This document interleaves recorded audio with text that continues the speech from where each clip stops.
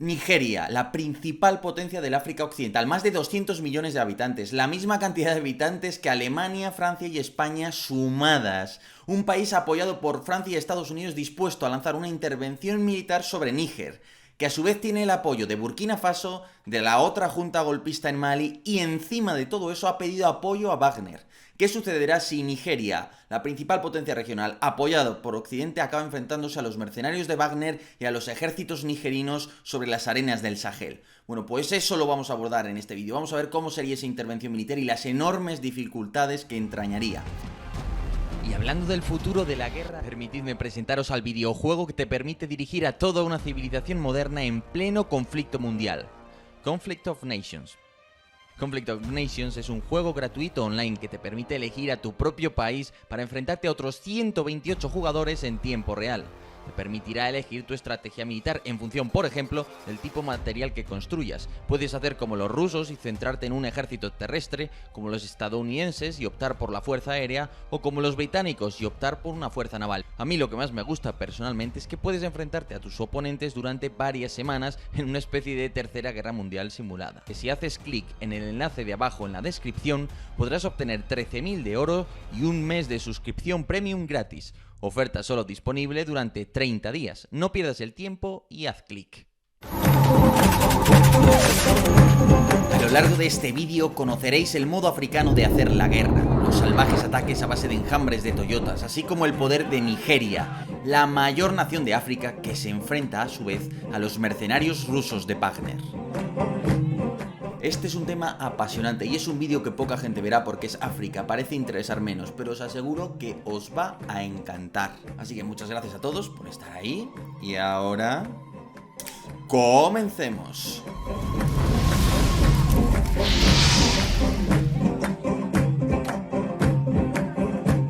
En África Occidental manda Nigeria. Nigeria es el principal socio del ECOWAS, a su vez la principal organización regional que constituye un foro desde el que coordinar planes políticos y por supuesto militares, como se está planteando en estos momentos. Mantener la estabilidad regional, evitar los golpes de Estado está tanto en el protocolo de la Unión Africana como por supuesto en el propio ECOWAS. Es un principio que tienen que han defendido con anteriores intervenciones militares. Ahora, Nigeria ve el cuarto golpe de Estado en la región con un apoyo probable de Rusia, aunque no sea actual, a futuro, y por tanto ve la amenaza de que esos golpes de Estado ya no solo desestabilicen la región, sino que le afecten a ella, a Nigeria, que tiene más de 1 millón de población migrante dentro de su territorio, y que le afecten a ella debido a la porosidad de las fronteras y al riesgo del yihadismo. Con todo esto, y con el apoyo que está dispuesto a brindar financiero Occidente, Nigeria convoca una serie de reuniones del ECOWAS en la capital del país, en Abuya, y deciden y elaboran planes para una posible intervención militar que por ahora no se ha materializado, pero que desde luego está sobre la mesa. Más allá de eso, el Senado nigeriano ha rechazado la intervención militar que su presidente ha propuesto, pero el presidente, alegando seguridad nacional, aún puede pasar por encima de los trámites parlamentarios y poner en marcha esa acción militar. Ahora bien, ¿qué sucedería si tenemos un escenario tipo Ucrania? ¿Qué sucedería si el ejército nigeriano es derrotado? ¿O si consigue una victoria o si se enfrenta a Wagner? Esto abre un mundo de posibilidades políticas y militares. Níger, por su parte, es un país de 20 millones de habitantes, presionado por su absurda fertilidad de 7 hijos por mujer. A su junta militar le apoyan las otras juntas militares, que en los últimos 2 años obtuvieron el poder mediante sendos golpes de Estado, caso de Guinea-Conakry, Mali o Burkina Faso. Los dictadores de estas dos últimas se han comprometido a enviar tropas en socorro de Níger, so riesgo de enfrentarse en una guerra a Nigeria. Todos estos países han abandonado la esfera de influencia francesa y han escogido a Rusia como principal socio de seguridad, obteniendo a cambio el apoyo de los mercenarios de Wagner. Pero entonces, ¿qué está en juego? ¿Por qué es tan importante esto para Francia, para Europa? ¿Y qué hay de la guarnición española en Mali que se puede ver inmersa en esta guerra? Pero entonces, ¿qué está en juego en este país? Bueno, digamos que Níger es como un portaaviones para las operaciones de Europa, de Francia y de Estados Unidos, cada uno con un interés distinto. Europa lo que quiere es luchar contra el yihadismo y la inmigración que luego le afecta. Francia quiere esto, pero además quiere mantener su esfera de influencia, conocida como el Francafrique, la Francia africana, por así decirlo. Y por último tenemos al propio Estados Unidos, que utiliza el Sahel y Níger como una de sus bases de operaciones contra el terrorismo yihadista en la región. Además, en el caso de Francia tenemos unos intereses económicos relacionados con el uranio y el oro. No son intereses vitales, pero es importante. Obviamente Francia es el país que más se juega en este país. Y por último, tenemos a España, que no está desplegada en Níger, pero sí en Mali, y ahí tenemos una de las principales guarniciones, y tras la expulsión de Francia somos el principal ejército europeo que mantiene fuerzas desplegadas en el país con apoyo del gobierno golpista del mismo. Pero aquí tenemos que analizar cuál es el estado de ambos ejércitos, cómo se planifica esta operación, por qué lugares habría que avanzar en ese caso, cómo está el clima, qué pasa si Burkina Faso y Mali intervienen, y sobre todo una pregunta muy importante, ¿quién paga, no? Así que todo eso lo vamos a ver a continuación. El plan. El ejército nigeriano no está preparado para una guerra a gran escala con Níger, ya que su experiencia y preparación de combate hasta ahora se han centrado en los movimientos insurgentes yihadistas, pero no son buenos a la hora de ocupar y conquistar territorio. En todo caso, el centro de gravedad de la guerra sería la captura de Niamey, capital de Níger, que tiene 1 millón de habitantes, y el principal esfuerzo militar del ECOWAS indudablemente partiría de territorio nigeriano. El ejército nigeriano es el principal de la región, el país invierte cerca del 3% de su PIB en defensa, tiene unos 200.000 efectivos y tiene una colaboración muy intensa con Estados Unidos y con Reino Unido. Además de eso hay una cuestión importante: cuando yo despliego un ejército en el extranjero, los costes se disparan. Entonces, ¿quién pagaría eso? Bueno, pues aquí hay un incentivo importante. Estados Unidos y Francia probablemente estarían dispuestos a financiar la operación militar nigeriana en Níger. Y esto es un incentivo muy importante para que las Fuerzas Armadas de Nigeria puedan estar dispuestas realmente a acometer una operación de este calado. Ahora bien, estamos hablando de guerra en África, en un país saheliano. ¿Qué tiene de especial? ¿Qué tiene de particular el modo de hacer la guerra en esta región? Vamos a por ello. La primera clave de la operación es geográfica. Los estados africanos por lo general tienen pocas y malas infraestructuras, y además Níger es inmenso y poco poblado. Desplegar un ejército en Níger implica un brutal esfuerzo logístico al que ninguna fuerza africana está acostumbrada.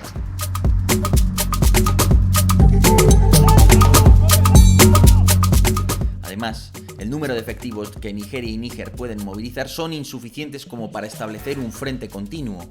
Al contrario, Níger es como un enorme mar que es absurdo ocupar. En su lugar hay que escoger islas, ciudades y estrechos cuellos de botella que merece la pena defender a lo largo de las carreteras. Normalmente son guerras pues con tropas, la verdad, de no muy buena calidad, que solo son buenas haciendo emboscadas, dando algún golpe de mano como mucho y ya está. Pero son peligrosas pese a ello porque tienen mucha movilidad y la tienen gracias a sus Toyota, que han reemplazado a los viejos camellos y que les otorgan una enorme maniobrabilidad dentro de un desierto en el que la gente, los ejércitos, no conocen las rutas, los atajos, los senderos. Más allá de eso, el papel de los medios blindados está ahí, depende también de la temperatura, porque a partir de cierta temperatura determinados equipos sufren mucho, pero es verdad que son útiles como ese puño acorazado, como esa columna vertebral de mi avance, ¿no? Y de hecho, para los países de la región suele ser bastante complicado tener armamento antitanque con el que enfrentarse a este tipo de medios. Nigeria organizaría una fuerza de tareas escogiendo los mejores batallones entre sus 10 divisiones, siendo la segunda división de infantería la encargada de aportar el grueso de la fuerza, mientras que la tercera división acorazada aportaría los medios pesados. El núcleo de la segunda división se sumarían varios batallones mecanizados apoyados por una compañía de tanques chinos VT-4, el carro de combate más avanzado de Nigeria, combinados a su vez con un batallón mecanizado y otro acorazado completamente dotados de material soviético, como este bonito T-72M que veis en la pantalla. Gracias a las ópticas nocturnas, además de todos estos blindados, las tropas nigerianas podrían acampar con seguridad durante la noche, así como emprender acciones nocturnas puntuales, si bien no es un ejército bien preparado para combatir durante la noche. Claro, hay que tener en cuenta que el ejército nigeriano no está acostumbrado a grandes operaciones moviendo unidades de gran tamaño. Yo creo que de hecho ellos se acostumbran a manejar batallones sobre todo, y no sé si llegan alguna vez a manejar brigadas, aunque nominalmente tienen incluso divisiones. Entonces, ¿cómo se organizaría la principal fuerza de avance, digámoslo así? Bueno, pues entiendo que en primer lugar tendríamos a los drones y a las fuerzas especiales nigerianas, digamos, yendo de incógnito por delante de esa gran fuerza principal, incluso en contacto con estadounidenses y franceses para que les deriven inteligencia, les avisen de emboscadas, de posibles movimientos del ejército nigerino, de Burkina Faso, en fin, empleando las inteligencias satelital para detectar convoyes de fuerzas enemigas, al fin y al cabo. Tras esto vendría el batallón de reconocimiento. La mayoría de las divisiones nigerianas tienen un batallón de reconocimiento ligero acorazado, vamos a decirlo así, que por tanto se encargaría de abrir esa punta, esa primer parte del convoy. A continuación tendríamos fuerzas, he dado en llamar de infantería ligera en los flancos, es decir, esas fuerzas con pickups, con Toyota, quizás de un poco peor calidad, también con bastante infantería para ser más flexibles y mantener esos flancos, digámoslo así, con mucha movilidad, con capacidad de envolver una emboscada de lo que fuere. A continuación vendría el cuerpo principal, con el grueso de las fuerzas acorazadas, que sería el encargado de desarrollar grandes maniobras si aparece un obstáculo o una fuerza que está planteando grandes problemas, rodear un pueblo entero, en fin, dar ese puño acorazado y de infantería mecanizada con el mejor material. Y por último tendríamos una columna con la logística y con algunas reservas, ¿no? Para maniobrar, para reforzar, en fin, para tener ahí un comodín guardado, por así decirlo. La ruta de avance natural hasta Niamey tiene 300 kilómetros, un recorrido que usualmente se efectúa en 5 horas de coche. El nodo principal es la ciudad de Dosso, donde confluyen la RN1 y la RN7, las únicas carreteras asfaltadas de la zona, así como la única vía férrea de todo Níger, que discurre hacia el sur por Benin hasta los puertos de este país, un país que además es aliado de Nigeria. Por tanto, tomar Dosso y fortificarla permitiría asegurar la retaguardia y el primer tramo de avance hasta Niamey, daría acceso a logística ferroviaria desde Benin y permitiría asegurar la pista de aterrizaje de la ciudad para facilitar evacuaciones médicas, refuerzos rápidos y acciones de reabastecimiento. El primer problema que tendría Wagner es logístico, es decir, país sin acceso al mar y con una zona de exclusión aérea que me impide llevar aviones. Todo lo voy a tener que hacer por tierra desde las bases de operaciones de Wagner en Libia en este caso. Es decir, que el grupo se va a ver obligado como mucho a desplegar 500, 1000 hombres y sin una gran logística, por lo que olvídate de tener un gran parque de artillería o de blindados o de cualquier otra cosa para apoyar a los nigerinos. Con todo, el combatiente promedio de Wagner está mejor equipado y tiene más experiencia y mejor adiestramiento que el combatiente promedio del ejército nigeriano. Por tanto, podrían darles muchos quebraderos de cabeza en este sentido. Más allá de eso, además Wagner podría proveer determinadas capacidades. Por ejemplo, antiaéreas. Sabemos que Wagner ha operado un sistema como el que veis en vuestra pantalla, el Pantsir S1, que en buenas manos puede derribar drones Bayraktar, puede proteger un aeropuerto como el de Niamey, en fin, puede dar muchos quebraderos de cabeza a una fuerza aérea relativamente primitiva como es la nigeriana. Por tanto, Wagner sería un problema, aunque es verdad que por número de fuerzas y por la dificultad de abastecer esa fuerza, Nigeria debería tener la carta ganadora en última instancia. Eso sí, a costa de bastantes bajas. Además, los nigerinos tampoco se quedarían de brazos cruzados y en su lugar aplicarían las tácticas nómadas que han aprendido en su larga guerra contra los tuareg yihadistas. Emboscadas y tácticas de muerde y huye. Y es que Níger, como buen país saheliano, está plagado de vegetación baja y no muy frondosa, pero que ocupa la inmensidad del espacio, permitiendo a los emboscados esconderse, disparar, golpear y dispersarse. Peor aún, Níger tiene una característica, es un país sequísimo en el que apenas llueve, pero hay unos meses en los que llueve y en el que más es agosto, justo el momento en el que se produciría esa intervención, en apariencia. El mes en el que más llueve en Níger llueve el triple del mes en el que más pueda llover en un país como España. Es decir, que el país se inunda y de hecho hay un fenómeno muy curioso que son los valles fluviales. Unos grandes corredores, extensiones de tierra que quedan inundadas, impracticables. Y además el estado de la arena con esa poca agua que les cae al año, pero que en ese momento cae de manera torrencial, es tremendo. De tal manera que en un país que no tienes pistas asfaltadas, pues se convierte en un auténtico lodazal casi impracticable para la logística. ¿Quiere esto decir que si se lanzara una invasión en agosto sería casi suicida o asumiendo unos riesgos muy elevados y por tanto lo más natural sería esperar a septiembre o incluso hasta octubre? Níger tiene dos grandes valles fluviales. Uno se encuentra al poco de cruzar la frontera nigeriana y el otro, como si fuera el foso de un castillo, separa a Niamey de Dosso.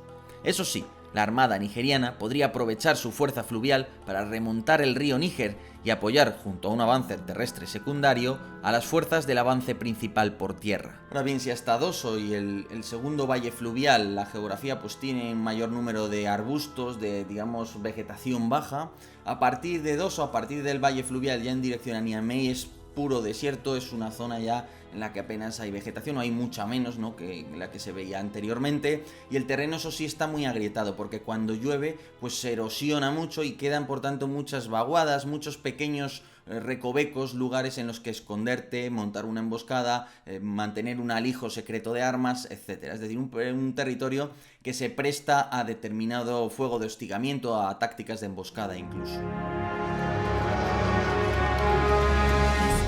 Una de las capacidades que tiene Nigeria y que no tiene casi nadie más en África es la de realizar operaciones aerotransportadas. Nigeria puede utilizar un batallón paracaidista para caer sobre objetivos como el aeropuerto de Niamey o la propia Dosso.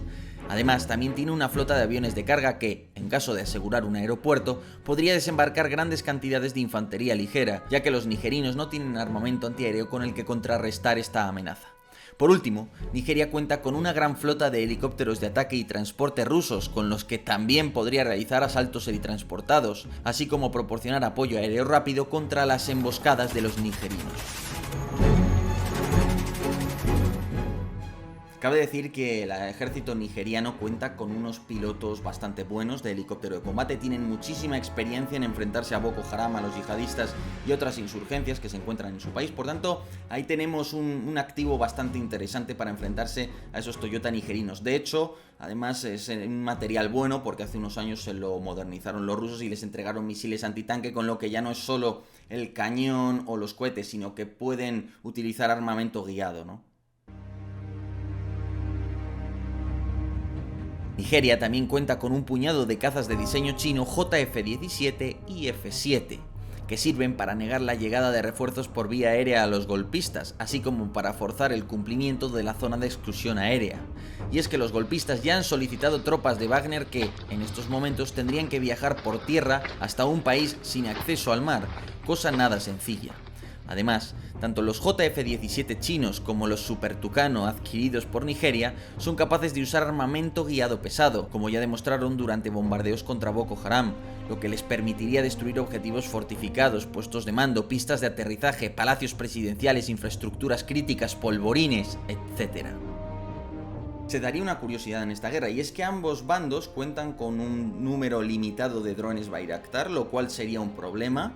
Es verdad que por lo menos Nigeria cuenta con cazas con los que podría derribar los drones Bayraktar que emplea Níger, y además también hay que añadir que Nigeria ha invertido bastante en tener una buena flota de drones, entre los que emplea los chinos Wing Long en diversas versiones.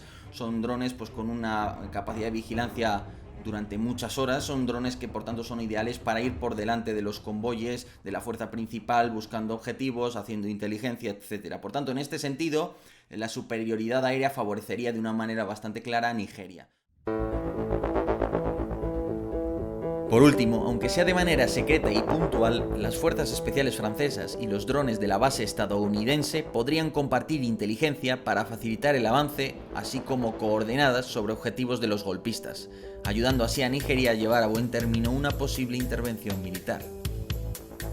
Por último, cabría preguntarse qué sucedería en el combate en población y qué sucedería en caso de un fracaso nigeriano. Esto sería algo muy grave porque nos abocaría a otra guerra regional, en este caso en África, entre países con una gran población, generando inestabilidad y encima convirtiendo nuevamente a África en un campo de juego, por así decirlo, para las grandes potencias.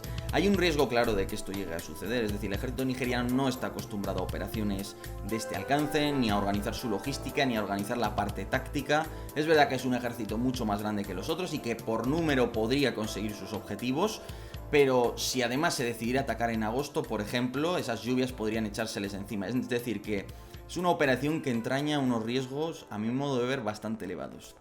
Pero bueno, eso ha sido todo. Muchísimas gracias a todos por estar ahí. Espero que os haya gustado tantísimo como a mí. Estamos siguiendo este tema en Political Room, hemos organizado webinars exclusivos para suscriptores y oye, por 10 euros al año, por 10 euritos al año, tener un sitio web especializado en información internacional donde te enteras de estas cosas con gente que ha estado allí, que te lo cuenta de primera mano, yo creo que merece mucho la pena y es algo asequible, ¿no? Así que os invito a echarle el enlace, está abajo en la descripción. Y además dentro de poco Political Room va a disfrutar de un enorme cambio, de una enorme remodelación que vais a ver que va a hacerlo que va a convertirlo en una cosa especial, distinta a cualquier medio, yo creo que hayáis visto de este tipo. Y recordad, apuntaros a Conflict of Nations, os dejo abajo un enlace en la descripción para que podáis disfrutar de este videojuego. Un saludo a todos y hasta otra.